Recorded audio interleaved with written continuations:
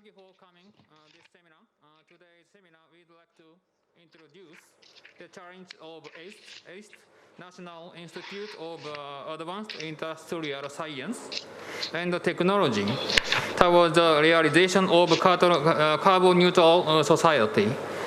I am Takahashi Koji, Deputy Director of Global Environment Partnership Office in Ministry of Economy, Trade and Industry, Japan. I am serving as MC, today's MC, on behalf of AIST. Before moving the agenda items, I'd like to propose one administrative issue to online participants. Please turn your video and voice on only if you speak. It's my pleasure if you give me your understanding on the efficient management. First of all, I'd like to show you the video message from Dr. Yoshino Akira, introducing the challenges of AIST toward the realization of carbon neutrality society as session 1. Dr. Yoshino won the 2019 Nobel Prize for Chemistry. He has served as the director of Global Zero Emission Research Center, GZR, since 2020. Then, Dr. Yoshino, please. I am Yoshino Akira, Director of the Global Zero Emission Research Center of National Institute of Advanced Industrial Science and Technology, AIST. This research center, commonly known as GZR, is an R&D organization established to realize the Japanese government's environment innovation strategy. We aim to develop innovative technology to achieve worldwide carbon neutrality and further make beyond zero a reality. Global environmental issues are tough challenges, but it is not impossible to overcome them. However, we cannot solve them with only a single technology. Rather, to succeed, it is important to integrate various technologies. To solve global environmental issues, three key elements are necessary: the environment, the economy, and the convenience. At first glance, these might seem to be in conflict, but it is possible to accommodate them all. Innovation is about making the impossible possible, and we consider it to be the mission of our research center. Now, we would like to introduce two examples of AIST challenges for the realization of carbon neutral society from other viewpoints than R&D in this seminar. The first one is Tokyo Zero Emission Innovation Bay, which aims to become the first zero emission innovation hub in the world. GZR acts as a main member of the Zero Emission Bay Consortium.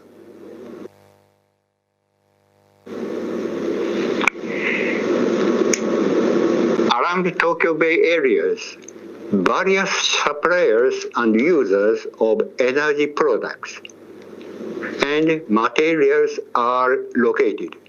Therefore, Tokyo Bay has massive potential for diffusion of zero-emission technology to society. With this background, the Tokyo Zero Emission Innovation Bay Consortium was established to realize Japanese government's environment innovation strategy in June 2020. aiming to become the zero-emission innovation hub for practical and substantial collaboration. One of the main activities is promote collaboration among members, industry, academic, and government related to zero-emission technologies. For this purpose, we created this zero-emission bay map to identify where each member is located with this logo. In our website, you can see the information about research, development, and demonstration project promoted by the members. Today, we invite Dr. Suzuki Tomoko from Hitachi, the main member of Zero Emission Bay.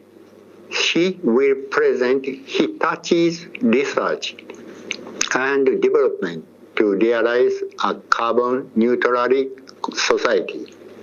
This slide shows the research directions for achieving carbon neutrality in Japan, which were presented as a green growth strategy in June 2021. These presentations in the following sessions by the Zero Emission Bay members, Hitachi and GZR, will focus on the technologies of electrification, hydrogen, and carbon recycling for efficient utilization of renewable energy. In addition to the carbon dioxide reduction in the non-electricity fields, I'm very interested in negative emission technologies, which directly reduce carbon dioxide from the atmosphere. These were focused on the previous seminar by ICF Nato. And the mineralization roadmap presented in the seminar is very impressive for me. I express my respect for their activities and excellent R&D strategies. I also thank Nato for the collaboration in our seminar today. Another challenge of AIST introduced today is RD20,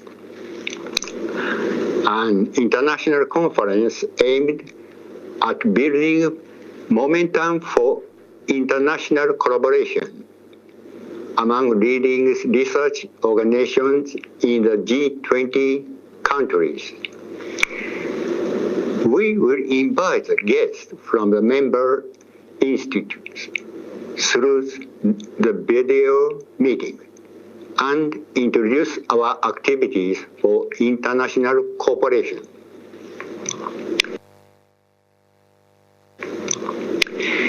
With our approaches such as international cooperation, let's work together to create a sustainable society in the world. I hope you will enjoy this seminar.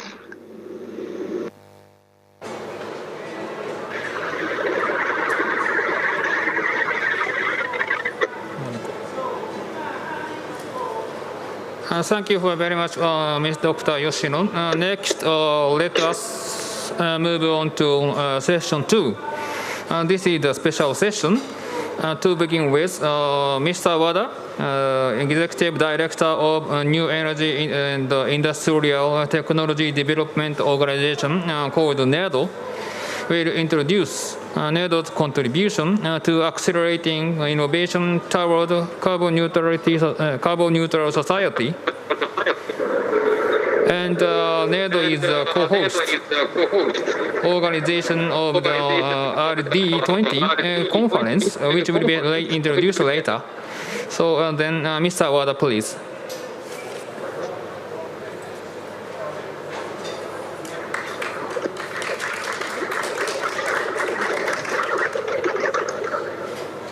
Thank you, Mr. Takashi. I'm Takashi Wada, Executive Director of Nato. I'm honored to have this opportunity to share Nato's contribution to accelerating innovation towards carbon neutral society.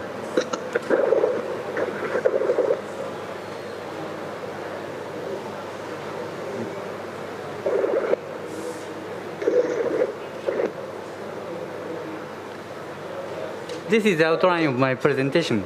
To begin with, I would like to go over the NATO's missions and then talk about the recent activities. And after that, I will describe NATO's international collaboration regarding R&D within industry and academia. This includes an important international conference, namely International Coolers Forum and R&D20. That is a venue we discuss about academia's empowerment and possibility towards carbon zero society.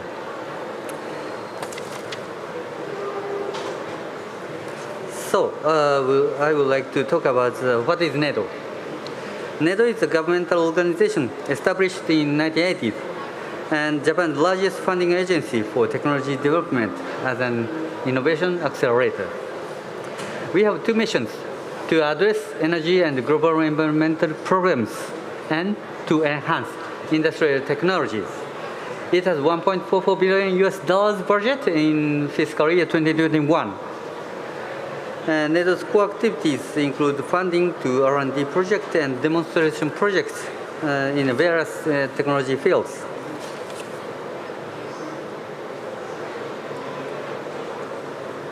Before the declaration of Japan's carbon neutrality last year, NATO has already created its guiding principle of the technology development.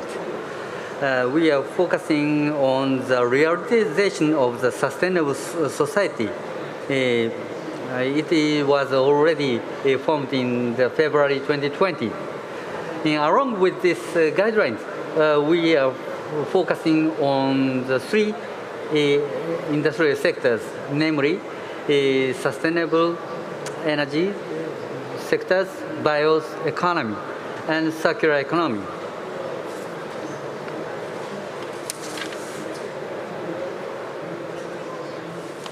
Oh, sorry. One slide back. As the government of Japan is shifting forward rapidly to the carbon neutral, in October 2020, it declares the carbon neutrality by 2050. And 1 year later, in October 2021, we formed the long-term energy plan, namely strategic energy plan, which comprises a lot of energy-related policies to achieve carbon neutrality.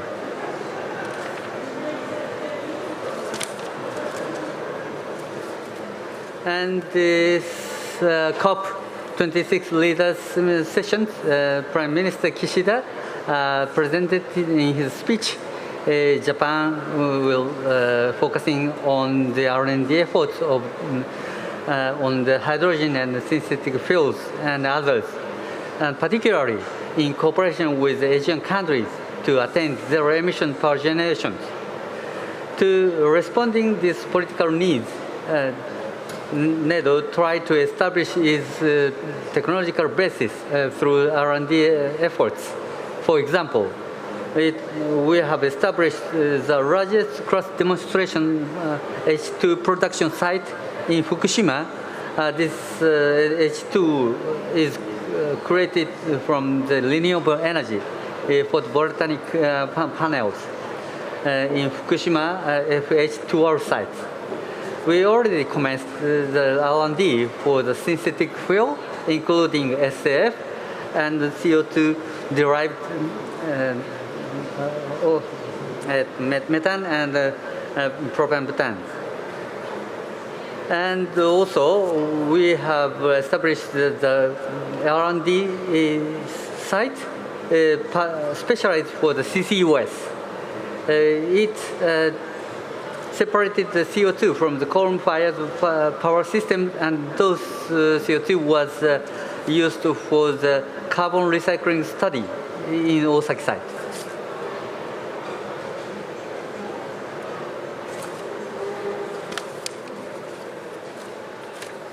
And next, let me introduce the recent Nato's carbon neutral activities. To address the urgent need of the carbon neutrality by 2050, government of Japan created a mega fund named Green Innovation Fund to NATO. It accounted up to $70.6 billion US. With this fund, NATO tried to restructuring our conventional climate prevention measures to shift to more to carbon neutrally friendly energy sectors and industry sectors. Drastic investment needed so with this fund, NATO had started 18 projects since this year to achieve the structural change within 10 years.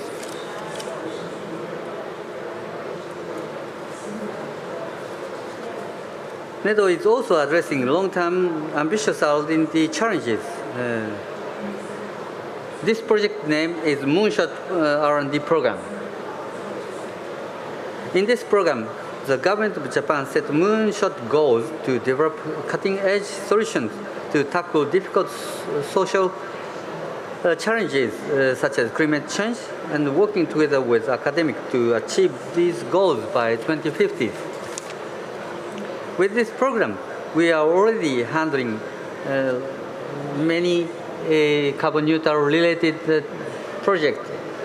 Direct air capturing, recovering of nitrogen compounds, among of it.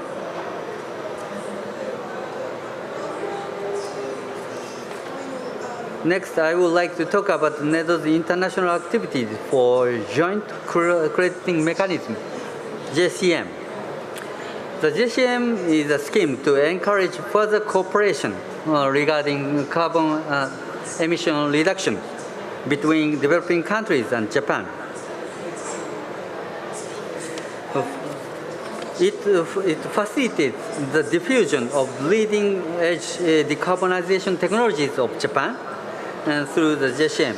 And those technologies are transferred to the partner countries, and it commenced its reduction demonstration project, and the attained carbon GHG emission reduction is measured quantitatively by the proper measurement, reporting, and verification systems. And those reduction achieved by the JCM project is counted to the credit and given to the Japan, which goes to the part of the Japan's NDC, and some part goes to the partner countries' credit.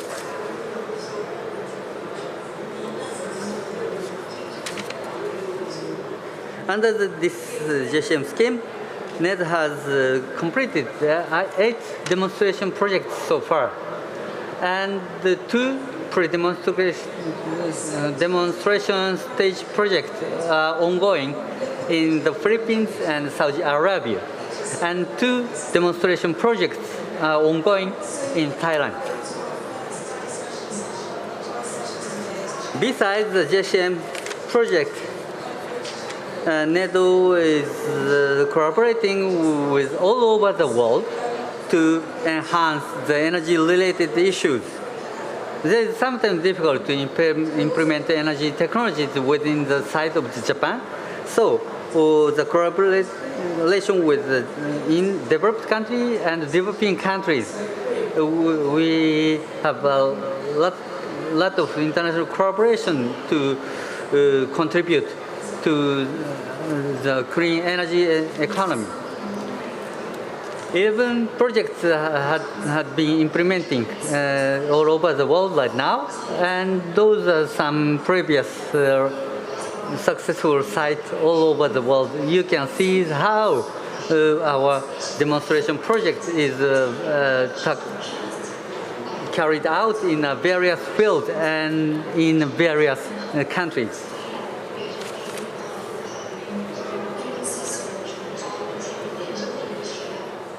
In terms of the promoting international collaboration in the field of clean energy technology, Nato is currently carrying out a program to strengthen international joint research and development between Japanese research institutions and universities, and overseas institutions and universities. So, academia collaboration. This aims to create new and innovative clean energy technologies that will play a critical role after 2030. Several projects, such as tandem photovoltaic cell and CO2 recovery technologies, are being carried out. Recognizing the importance of international collaboration for the creation of innovation, Nato will continue to support collaboration with advanced research institutes from other countries and regions, including RD20 institutions. Finally, I would like to conclude my presentation by thanking AIST for having this opportunity for me. And I would also like to hope this COP26 will be successful for everyone. Thank you very much for your attention.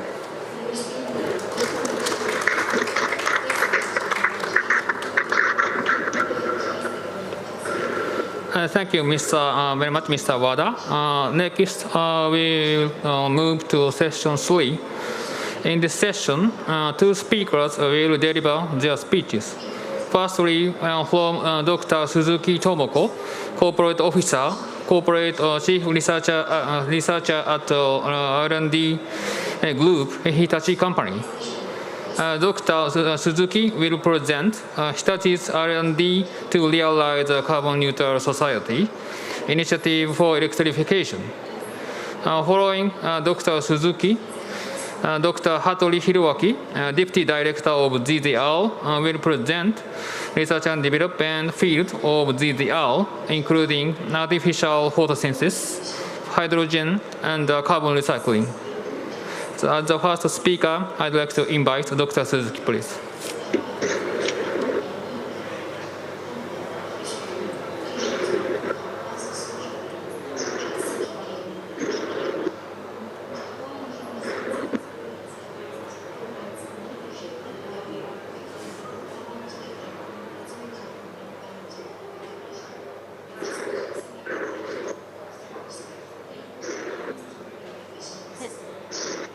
Thank you, Mr. Takahashi, for a kind introduction. I'm Corporate Officer and Corporate Chief Researcher for Hitachi Limited. I would like to, so today in my presentation, I'm hoping to give you some activities of Hitachi's R&D to realize a carbon neutral society.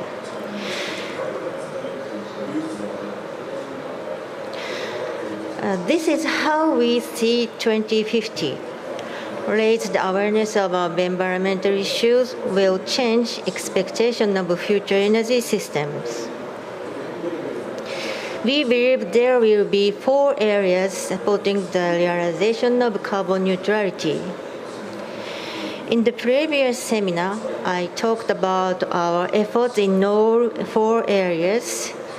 In this session, I would like to focus on electrification, especially EV-related technologies and the solutions. The first topic is the inverter, which is an important component of EVs. We have been developing high-voltage inverter systems that reduce the size and weight of EV systems and shorten the charging time. The challenge in downsizing the inverter was to improve the cooling performance of the built-in power module.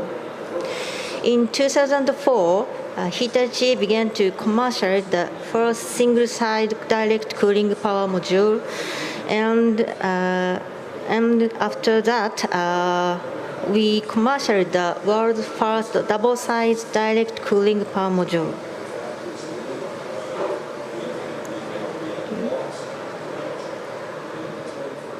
Sorry.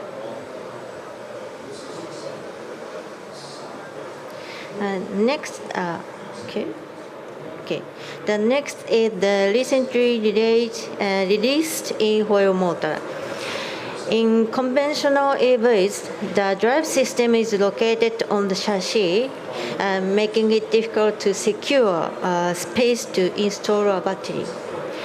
We have developed a compact, lightweight direct drive system capable of installation inside the wheel as a single unit, combining motor, inverter, and brake. We achieve a world-class power density with half array magnets and flat coil arranged in high density. We significantly reduce the space for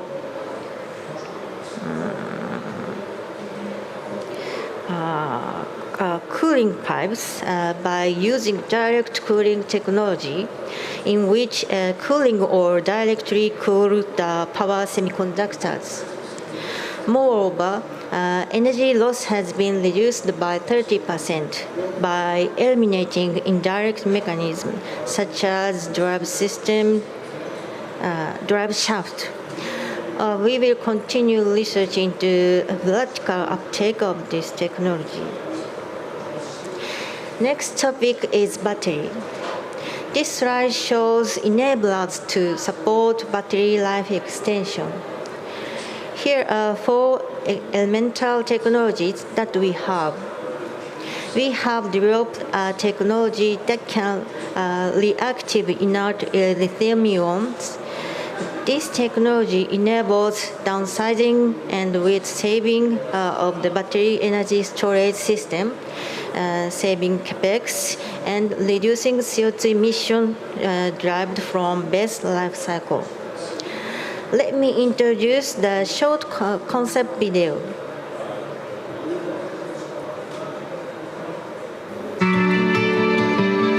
Converting to electric vehicles or EVs is imperative to realize a carbon-neutral society. And the EV battery may be the energy that drives the local economy. Courier services deliver packages to everyone in the city. Many vehicles are picking up and delivering packages today too. At the Courier Service Center, the location of vehicles and their battery life are displayed on a monitor. We can accurately grasp the battery's load and condition, and maximize battery life through eco-driving, alternative route guidance, and an optimized charging plan for EVs with an external charger. Here's another example. A driver is at a car dealership. He's considering trading in his car for an EV. The dealer advises him on how to make the battery last while looking at the effects of the EV on the environment and economy as well as his past driving scenes. Meanwhile, inside the car manufacturer's development room, a team is developing the optimum battery based on the driver's driving data, the environment where the EV will be used, and the charging pattern. At the foundation of these examples is a modeling technology that predicts the future of batteries. This technology models the internal reaction of the battery and analyzes and provides a diagnosis of possible risks to the system. Furthermore, it's possible to draw a voltage and capacity curve from your driving data and predict future battery life. This will enable the efficient use of energy in society as a whole by providing users with advice on extending battery life and designing batteries that match the actual usage environment of EVs. The diagnosis also provides knowledge of material degradation in the battery, allowing for precise control of the current pattern to reactivate the degraded parts. Consequently, we can recover its capacity and improve the battery life cycle cost. In addition, these EV batteries will be reused in offices, factories, homes, and more, based on their diagnosed performance, and will allow you to stably use renewable energy such as solar energy. Battery diagnostic technology supports green communities.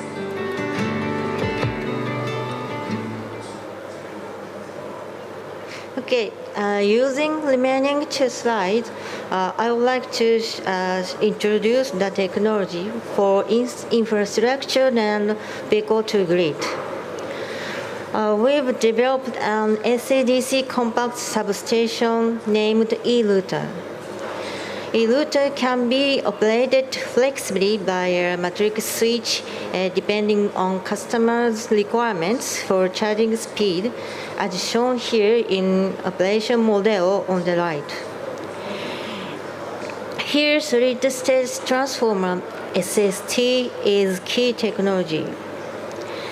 SST with MOSFET can provide 40% reduction in footprint and 70% reduction in weight by replacing the conventional large transformers.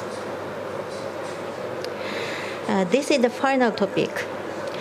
The increasing VLE will require substantial adjustment power. By 2050, however, we will be able to cover at a lot with vehicle-to-grid. We took part in Smart Grid demonstration project on Maui, sponsored by Nato. By using 82-way charger, charging, discharging, scheduling, and reducing power peak by charging and discharging shifts were demonstrated. Toward 2015, to build a stable regional energy system, we are developing a platform to coordinate consumer-side equipment, including EVs, and supply-side equipment by utilizing data with trust in collaboration with the University of Tokyo and various partners. Yes.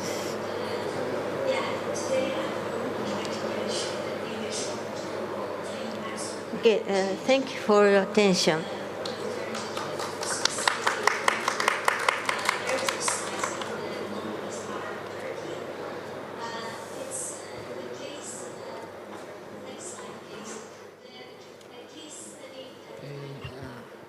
Thank you very much, Dr. Suzuki.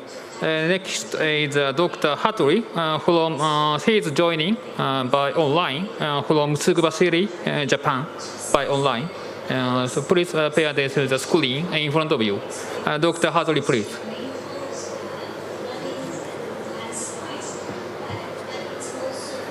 Good evening, everyone. I'm Hattori Hiroaki, Deputy Director of the Global Zero Emission Research Center of National Institute of Advanced Industrial Science and Technology. I will share the slide.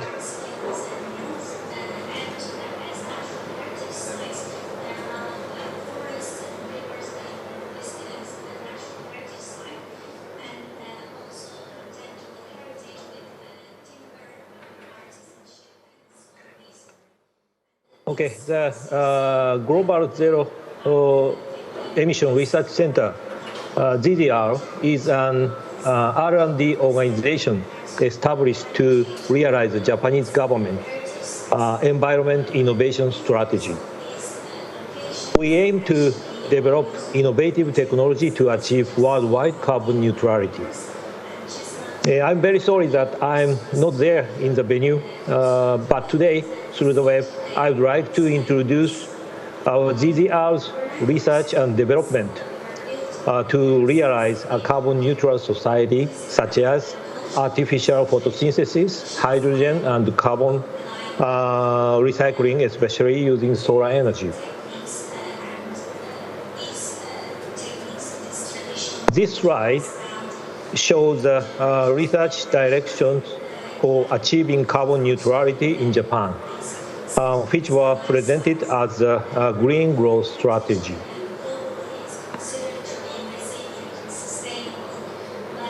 The year 2019, here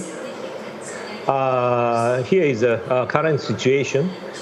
Japan emits about 1 billion tons of carbon dioxide per year, and Japan's current goal by 2030 is to reduce this amount by 46%. And by 2050, Japan's current target is to achieve total carbon neutral.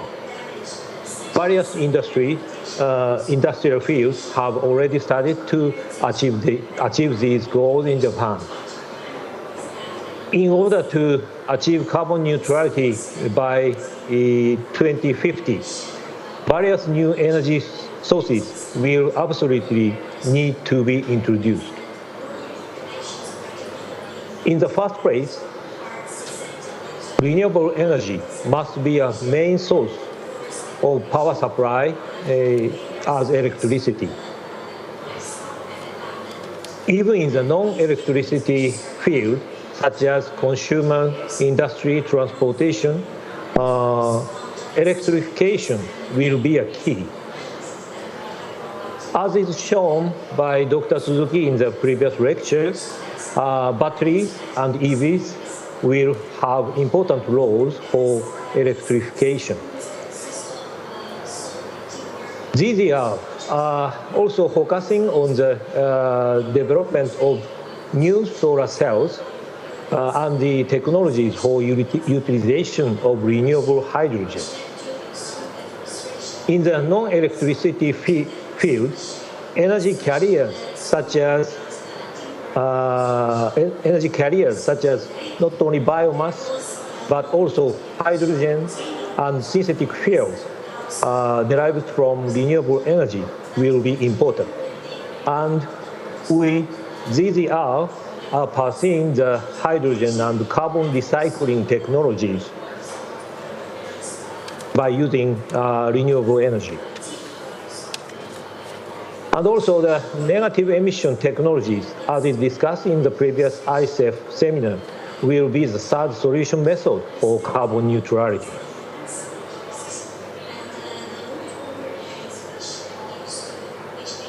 Now, I would like to introduce some of GZR's research and development briefly on next generation solar cells, artificial photosynthesis, and hydrogen and carbon dioxide as carbon recycling technologies in the future.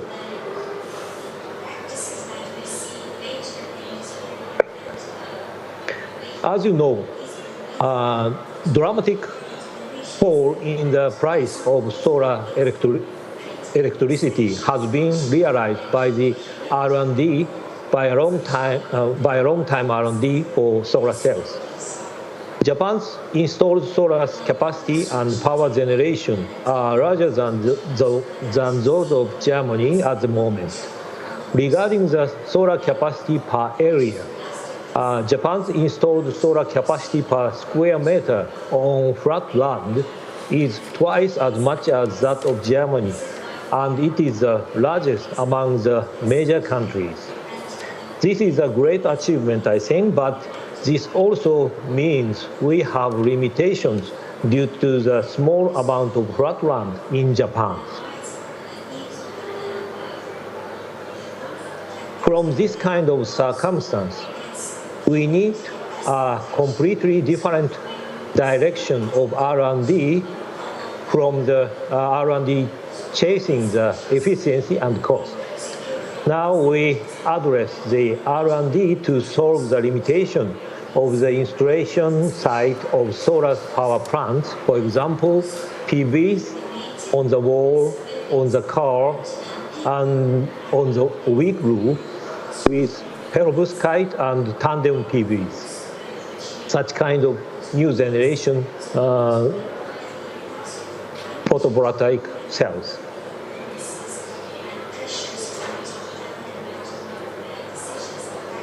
Next, let me introduce our R&D on the artificial photosynthesis. Artificial photosynthesis can convert solar energy directly to hydrogen and other chemicals. The slide shows our concept of artificial photosynthesis basically through natural photosynthesis. We produce sugar and oxygen from water and carbon dioxide. On the other hand, artificial photosynthesis tends to gain attention on the field of energy supply. However, what we plan on our scenario is to start commercialization from technology of useful chemical production in markets, then expand to mass energy supply. This slide shows production of both hydrogen and variable chemicals using photoelectrode prepared by simple process. When solar light shines on conventional photoelectrode, it produces hydrogen at the counter electrode and the oxygen at the photoanode here. Instead of producing oxygen, photoelectrode we produce high value added oxidants, such as hydrogen peroxide from carbonated water. The oxidants are used for purification of organic pollutants, wastewater treatment, disinfection, bleaching, and so on. Next, let me show the R&D of synthetic fuels from hydrogen and carbon dioxide. If you use hydrogen derived from renewable energy on this production, it is considered as the synthetic fuels is considered as a carbon neutral fuel when recycling carbon dioxide emitted. The synthetic fuels have an advantage that existing infrastructure is effectively utilized, and the replacement cost can be lower than other energy carriers derived from renewable energy.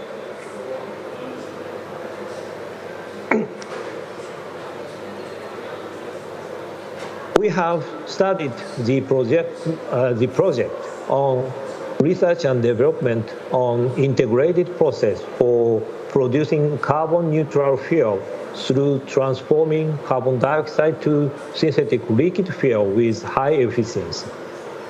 The technology will have a great potential in the future by the combination with direct air capture using carbon dioxide removed from the atmosphere.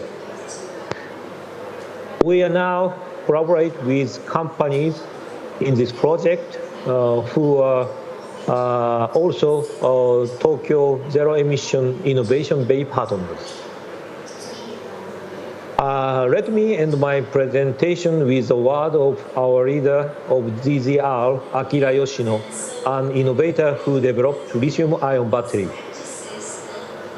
To achieve a truly sustainable society, a cooperation system that transcends institutional framework and also national frameworks would be essential. It is our sincere hope to invite the best human intelligence to this research center, to our center, serving as hub to solve together the global environment issues common to all humankind. And the technology,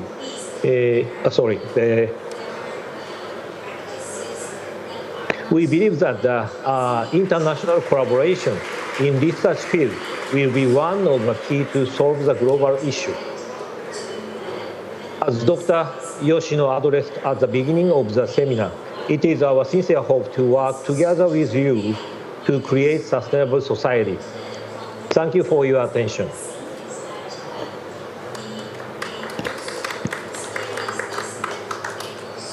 Thank you very much, Mr. Dr. Hattori. And now we'd like to take some questions from the floor. And anyone who has a question, please raise their hand.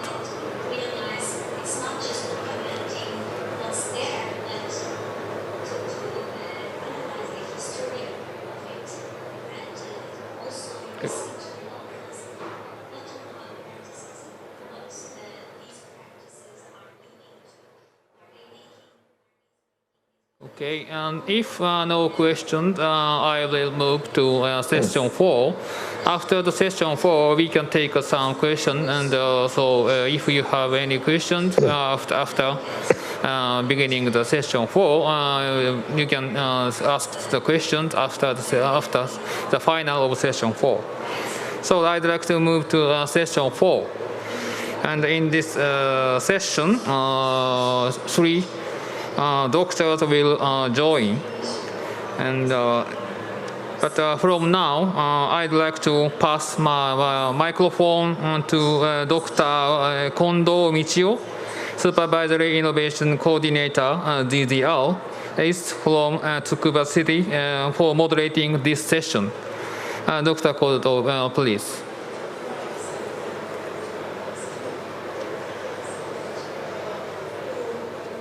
Thank you very much, Mr. Takahashi. Can you hear me? Yes, we can hear you very clearly. Okay, thank you very much. So let me share my screen.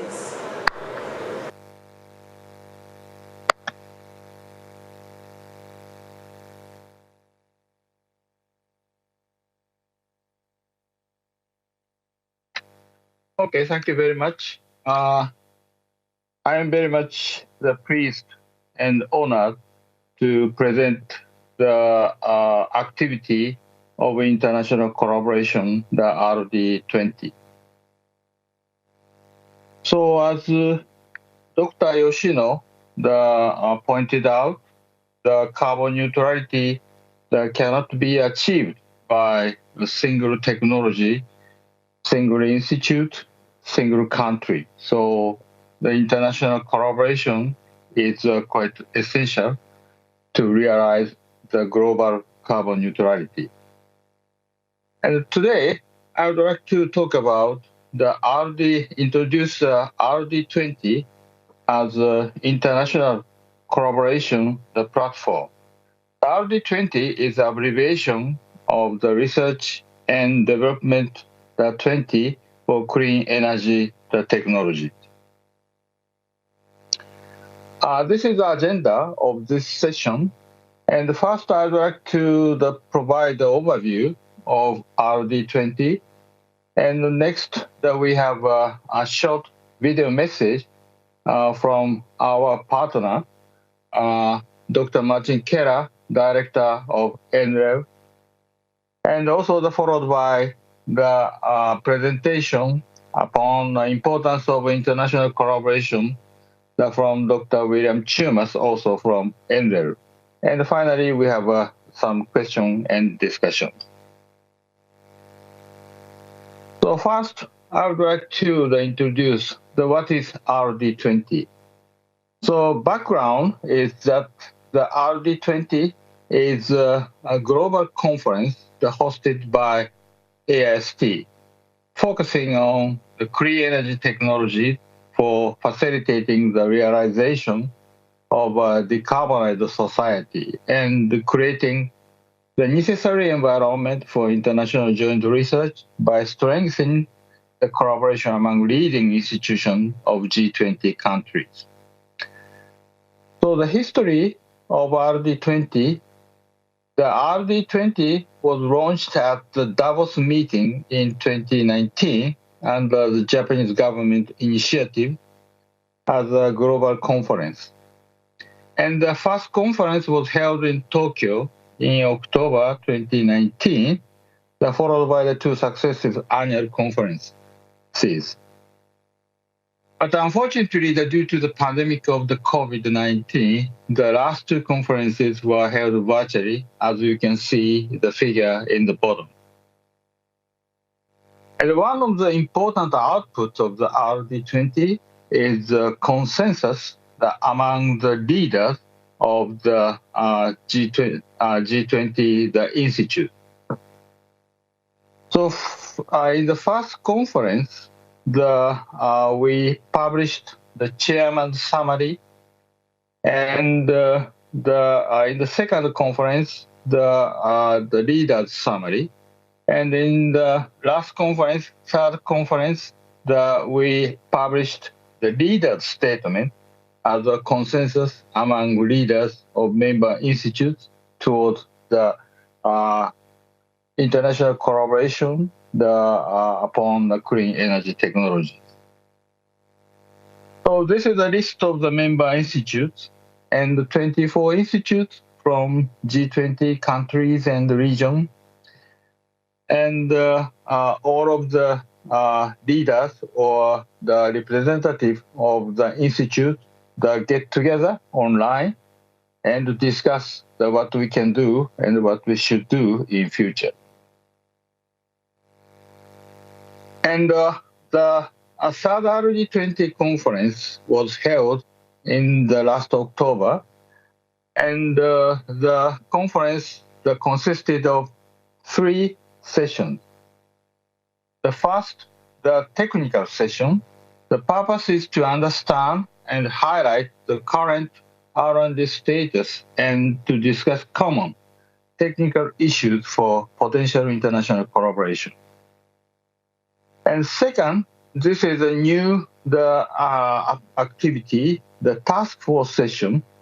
This is to formulate the discussion groups for specific technical issues on the basis of proposal by RD20 member institute. This activity is based on the leader summary in the second RD20. And the leader session is to discuss the general issues for facilitating international collaboration among the leaders. And those 3, the sessions are complementary and to facilitate the international collaboration we expect. But we can say that in this conference, this is no longer just a conference, but the international initiative involving the actual action plan, such as the task force. The first, we'd like to overview the technical session. This year, we discussed the 3 topics. The one is the decarbonation by sector. The second, the social acceptance of hydrogen. And third, next generation energy management system. And each session, the number of registration is around 600 to 800. In the first session, the decarbonization by sector, the overview was provided by Mr. Kobalt Barnagi from Bloomberg, and followed by the 3 talks from industry. The first one is from building industry, the Shimizu Corporation. The second, the Saudi Aramco, energy and chemical industry about the direct air carbon capture. And lastly, from Toyota Motors, Toyota's approach towards carbon neutrality. So second one is the social acceptance of hydrogen. So hydrogen is attracting the very big attention from society, but one of the key issue and one of the barrier is social acceptance we consider. social acceptance and risk analysis, and safe implementation or harmonizing standards are discussed in this session.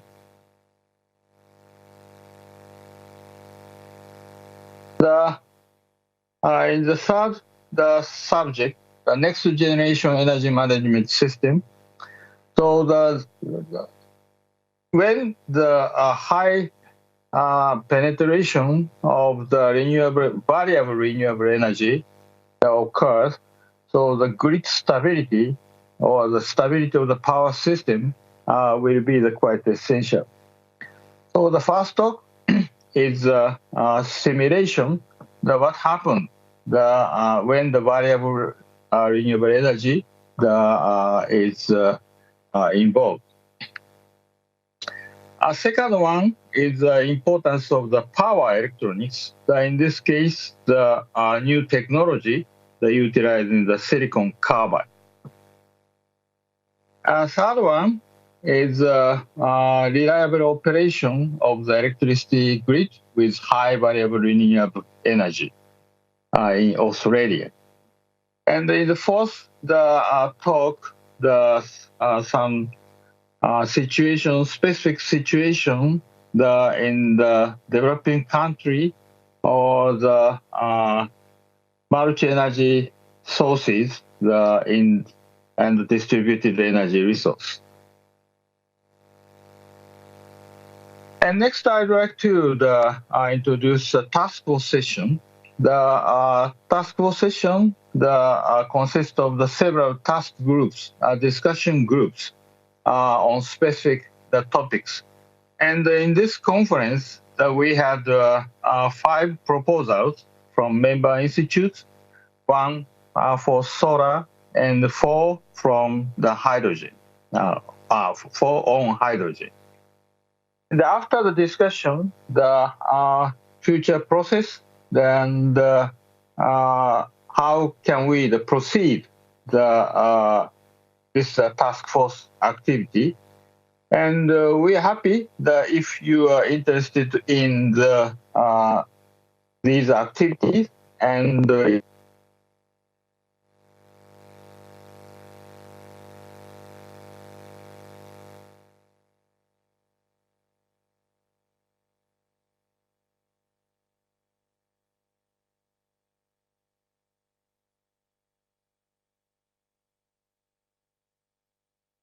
proposed by AIST and JLC.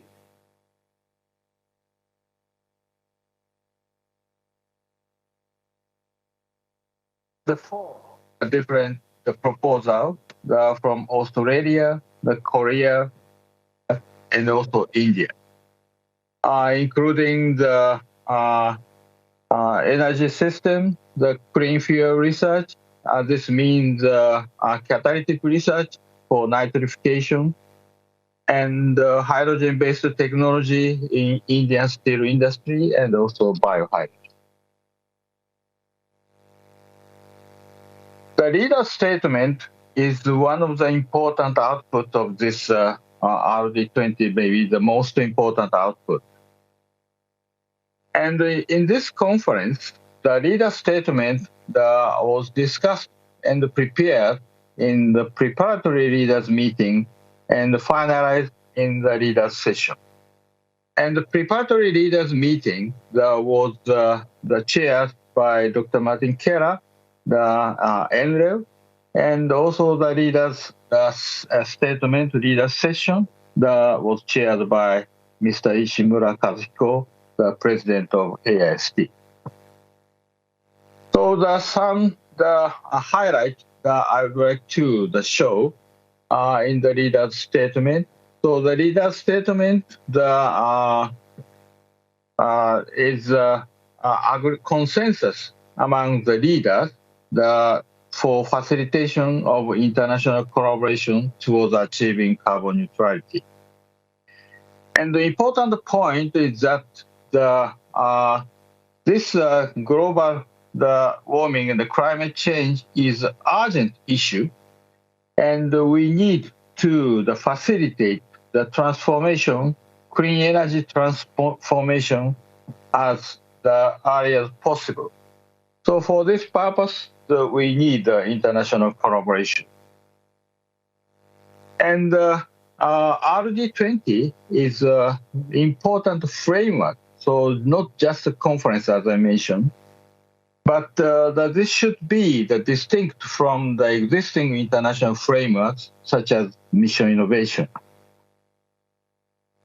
And but the essential point of the international collaboration is the funding, and it's very crucial how to get the sustained funding for international collaboration. And global carbon neutrality requires complement the regional approaches, because climate and economic situation and political situation are different depending on the region or the country. And the capacity building is quite essential, particularly for the developing country. And also in the R&D, the research and development, the intellectual property has a very quite important role. So therefore, how can we respect this intellectual property? This is quite important. And also, as in the technical session of social acceptance of hydrogen, so the awareness of climate issue and the solution are quite important. But for this purpose, we need a reliable information, new ideas, and technology. And so for this purpose, one of the recommended approach is international forum, workshop, and knowledge sharing. Also, the standard of the common metrics is very important. And as I mentioned, the international workshop for the capacity building, utilizing the energy-focused summer schools are also very important. And the technical session, I already mentioned, and in this conference, the technical session highlighted the prioritize the issues and approaches. And also lastly, the task force activity will be the very important outcome of this RD20 conference. So let me summarize. The RD20 is a conference is no longer just a conference, but initiative for international collaboration. And the technical session highlight the common and the prioritized issue for international collaboration. So task force session is to discuss the specific technical issues, and we have started this activity. And in the leader session, we discussed and adopt the leader's statement for consensus among leaders to promote international collaboration.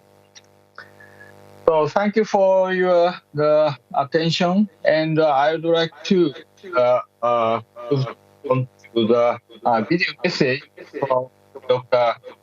Keller. Thank you very much.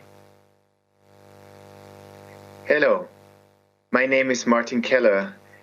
I'm the director of the National Renewable Energy Laboratory in Golden, Colorado. NREL is a national laboratory of the U.S. Department of Energy's Office of Energy Efficiency, Renewable Energy. NREL has a decade-long track record of leadership and success in clean energy research, development, and deployment. The National Renewable Energy Laboratory is dedicated to advancing the science and engineering of energy efficiency, sustainable transportation, and renewable power technologies, as well as providing the knowledge needed to integrate and optimize energy systems. The current impact on climate change is an urgent reminder of the urgency and importance to accelerate the clean energy transformation as discussed at COP26. We have no time to waste.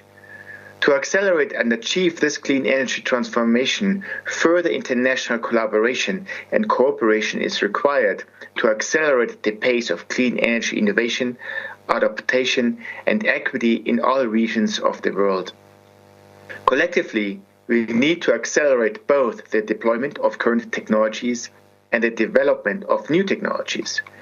I was delighted to see leaders from leading research institutes from 20 countries at the third RD20 meeting just about a month ago. I appreciate Japan's leadership in pulling together RD20 and would like to thank Japan for the great leadership. One major outcome of RD20 was an agreement among leading research institutes that was codified in a leader's statement, which was a call to action and to a greater sense of urgency to accelerate international collaboration. These RD20 efforts will be synergistic and complementary to government collaboration efforts. Many international collaborations are bilateral, but the urgency requires more multilateral approaches. RD20 could upscale existing bilateral agreements into a more multilateral approach.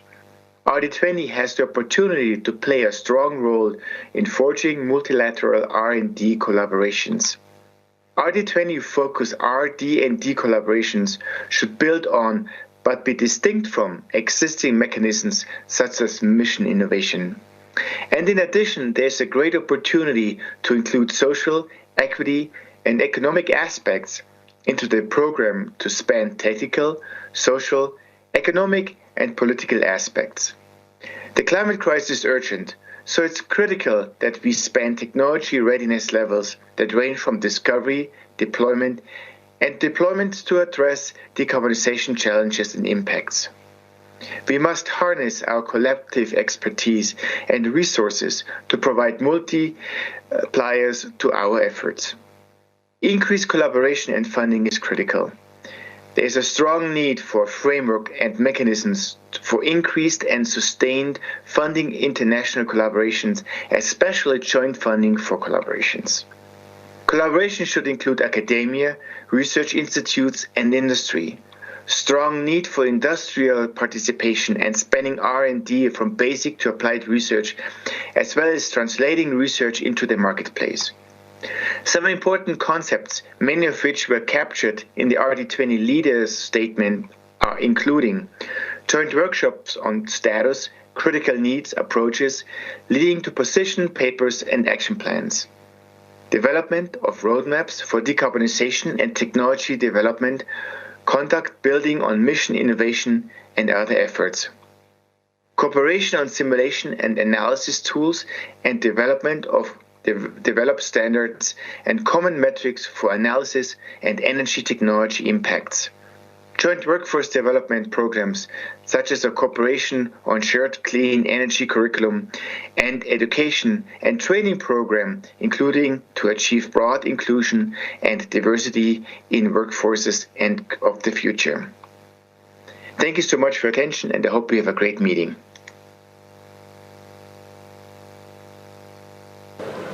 Thank you very much, Dr. Keller. And let me move on to the next presentation from Dr. William Tumas from NREL. Dr. Tumas, please. Thank you, Michio. I want to make sure that you hear me. I hear a lot of background. Can you hear me? Great. Konbawa and good evening. I'm Bill Tumas, Associate Laboratory Director for Materials, Chemical, and Computational Sciences at the National Renewable Energy Lab. I want to thank AIST for organizing this event and for inviting NREL to participate. The need for international collaboration required to meet the bold goals for our clean energy transformation has been reinforced throughout COP26. As Michio outlined, RD20 has convened a number of international R&D leaders through workshops over the last 3 years. These workshops have provided a number of excellent presentations of the many R&D aspects for a clean energy transformation.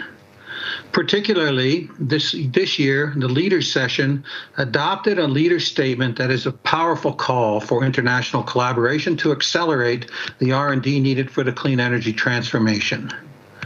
I want to build on the message from NREL Director Martin Keller that there is an important and urgent opportunity to accelerate both R&D and deployment through international collaboration among universities, government research labs and institutes, and industry, ranging from startup companies to very large companies.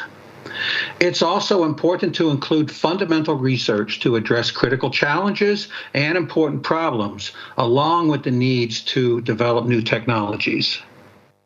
These are remarkable times with daunting challenges, bold goals, great opportunities, and many rapid developments. For example, solar and wind energy deployment are rapidly expanding, and harnessing the sun, the wind, and other clean energy is critical. I just want to share a couple of slides, if I may.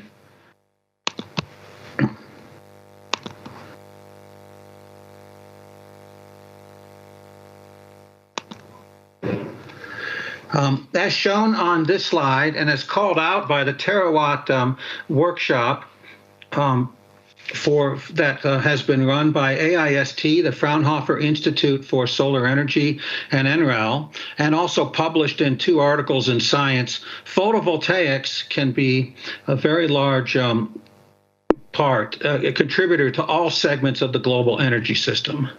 For solar energy, we are nearing a terawatt of PV. That's 1 trillion watts. Yet we need tens of terawatts of solar energy and other renewables to meet this energy transition. We've made remarkable progress spurred by initiatives like the US DOE Sunshot, but we aren't done yet.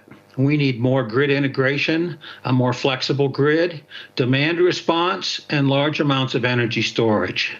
Innovation is needed to reduce the capital intensity of PV manufacturing and to increase the efficiency of PV devices.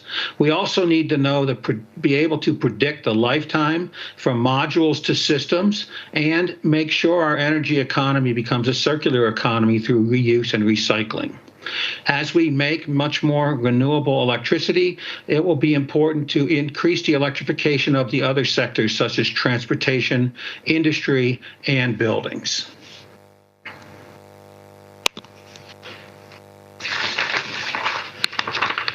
We have heard throughout COP26 that... slideshow.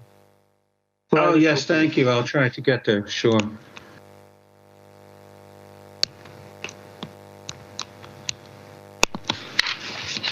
Thank you, Michio-san.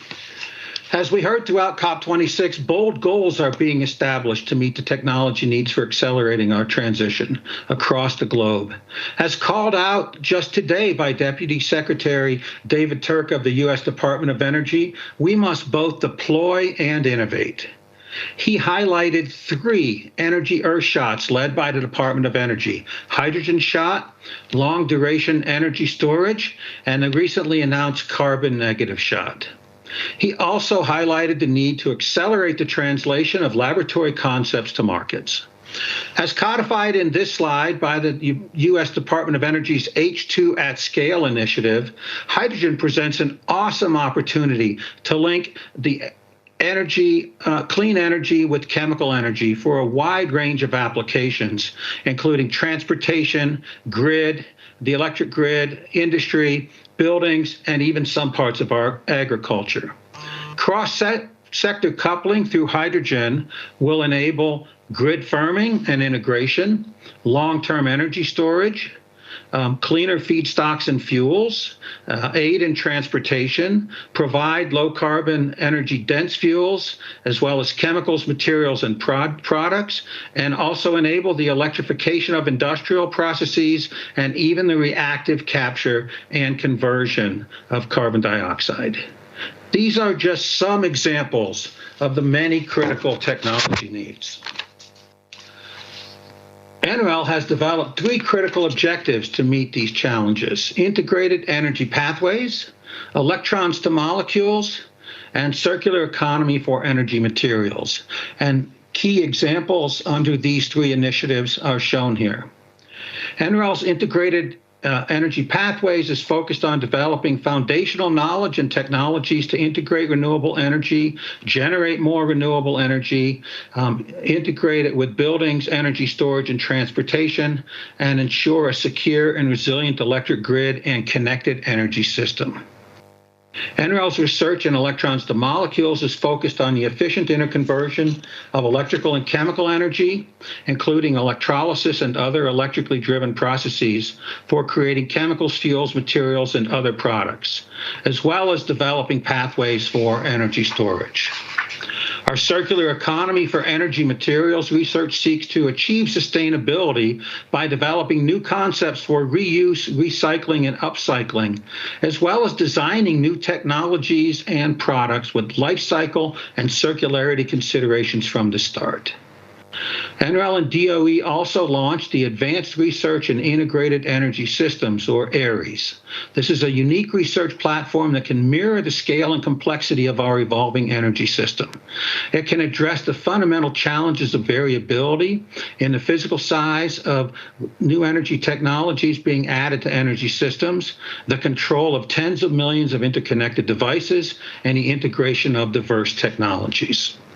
At NREL, we aim to accelerate the development of current technologies, understand the limitations and improve existing technologies, accelerate the translation of emerging technologies to market, and develop innovative concepts and processes.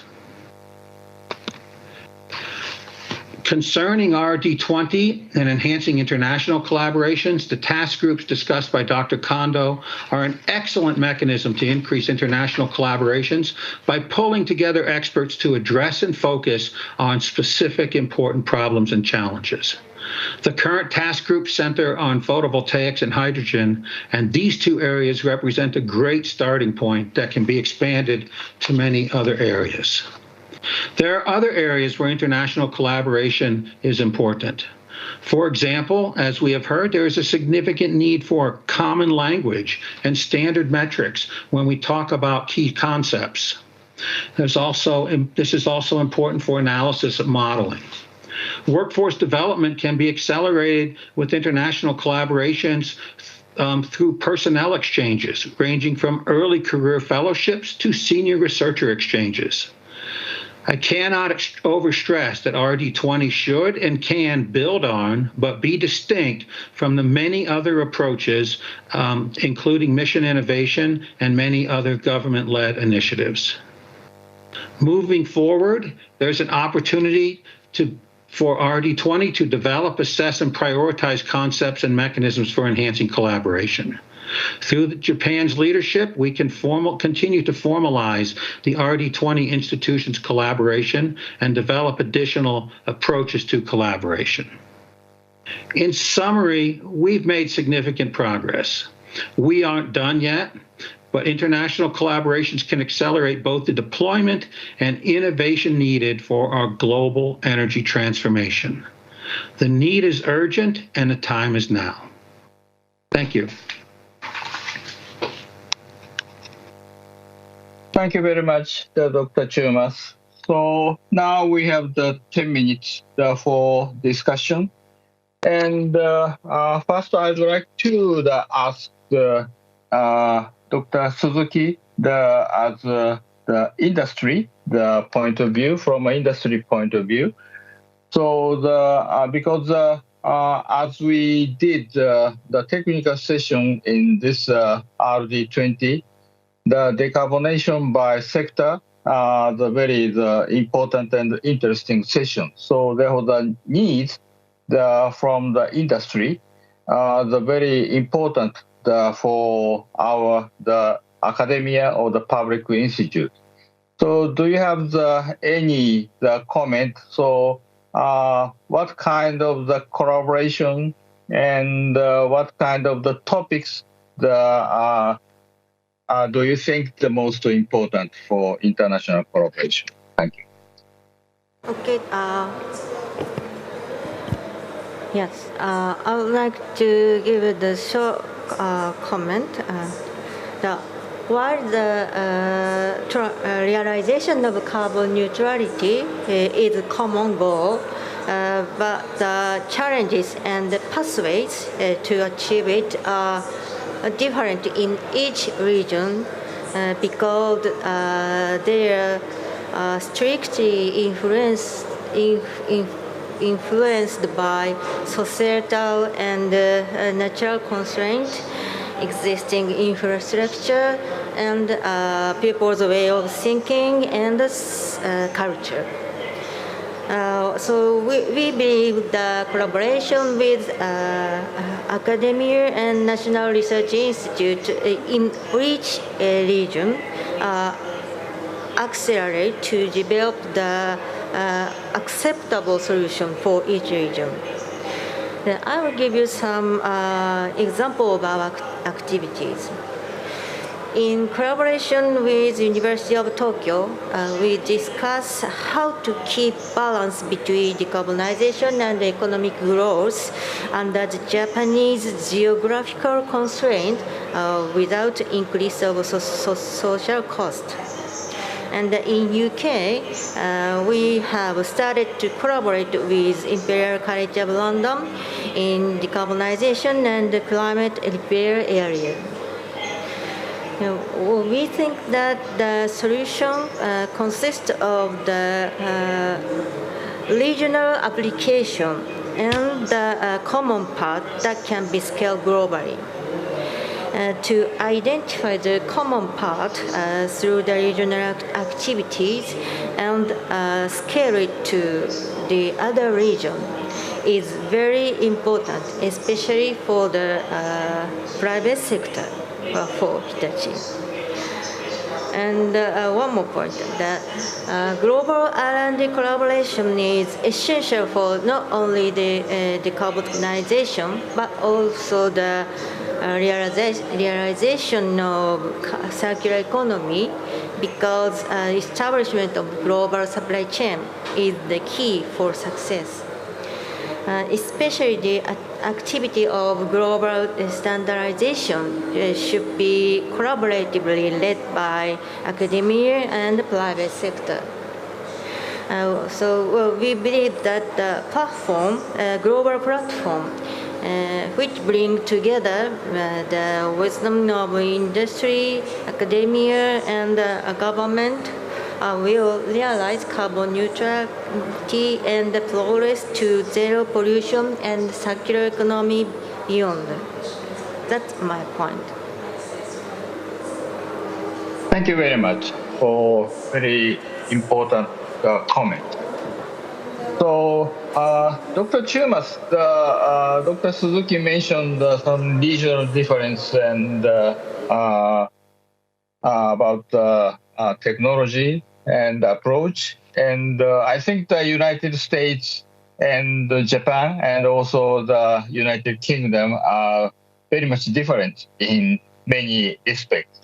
So what do you think? And do you have any comments to the Dr. Suzuki's comment? Yeah, I very much enjoyed her comments. I think that it's fair to say that there are very many regional differences. I also think there are probably some common needs, and I think we should aim to understand the common needs as we develop technologies, and how they are applied and to what extent they are applied could be very different based on regions. You mentioned Japan and the UK as well as the US. We had the pleasure of having a 5-year collaboration with India on solar energy development, and clearly there are very different needs in some of the villages in India, even different than from the cities like Mumbai or Bangalore. So I think it's important to understand and assess and quantify the needs. It's important to identify where there are commonalities that we can collaborate on and where we can share our tools, if not exactly the same solutions, to solve problems in these different regions. Okay, thank you very much. So it's very clear that we have the two different aspects. One is globally the common aspects, and regionally the specific aspect. And both are important to achieve the global carbon neutrality. Dr. Hattori, you introduced the various technologies for the carbon neutrality, and now the GZR is emphasizing the international collaboration. Do you have any idea or the comment how you can GZR promote the international collaboration? Yeah. Yes, I agree with Dr. Suzuki and Dr. Chumas, and the regional difference is very important to think about the technologies we need. And I think the various potential technologies should be developed depending on the regions and countries. So we are now trying to develop various kind of technologies. So as you know, Japan has a limitation for in the energy fields. I'm very positive thinking, because Japan has a motivation to be a frontier in the energy and the environmental field. So based on the collaboration with the various countries, we'd like to develop the new technologies to solve the environmental issue. So that's all. So thank you. Okay, thank you very much. I personally am interested in the Hitachi's approach because today Dr. Suzuki emphasized the vehicle to grid and mainly the electrical storage, utilizing the battery and the power electronics. But on the other hand, as Dr. Chumas mentioned, the hydrogen is also the very important role for storage or the energy management. So how do you think about each role of the battery and hydrogen for the energy management system? I'd like to ask Dr. Suzuki again.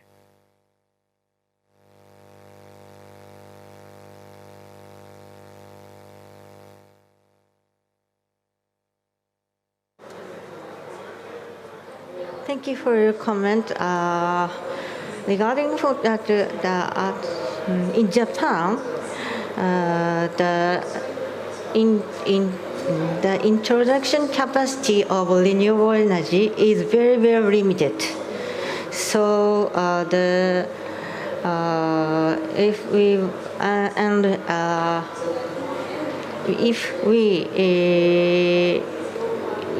we want to storage the electricity to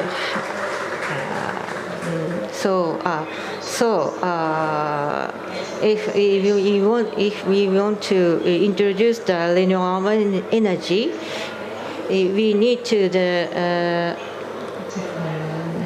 battery energy system for the special battery energy system to grid. But it is to increase the electricity cost. So we need to challenge to EV's battery to storage the renewable energy for the grid stabilization. But we have, the another option. It is if the electricity is or the supply of electricity is over the demand, we can do storage electricity as hydrogen. But the storage of hydrogen is the need to the space, and if the hydrogen storage as a liquid, it needs more electricity to liquefy the hydrogen.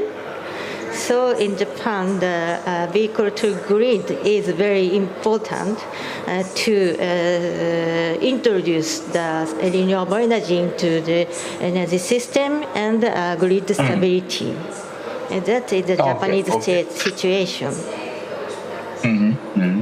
Okay, thank you very much. I understand. The battery is more the urgent issue to increase renewable energy in Japan, but in the long term, I think the hydrogen is getting more important. I think. Thank you very much. Thank you. Okay, thank you very much. So now the time is almost up. So I'd like to finally ask Mr. Wada from the Nato how the Nato can support the international collaboration. We appreciate your comment.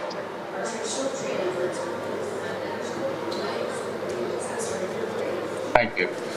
Yeah. Thank you for your question. Nato has been a strong international basis regarding promotion of the international collaboration. For example, we have 5 overseas offices, and also we have an international department which engaged in demonstration project, and we have line staff specializing in its area. For 5 areas we have 5 teams corresponding to 5 continents to promoting international collaborations. So currently we have international academia partnership project, as I mentioned in my presentation. So those international collaboration project is carried out in our those system or basement. So in the future, for the carbon zero emission specialized project, it can be in our scope. So we can accommodate any of your requests if you have any. So thank you. And that is my comment. Okay, thank you very much. We expect the NATO's support for our international collaboration very much. Thank you very much. So thank you very much. I'd like to thank all the speakers in this session. And I believe the discussion is very fruitful. And thank you very much again. And let me close this session. And I would like to hand over the microphone to Mr. Takahashi. Thank you. Okay, thank you, Doctor. Closing time has already passed, but we had a good discussion. So just if you have, I'd like to take just one question from the floor. If you have any question, please raise your hand.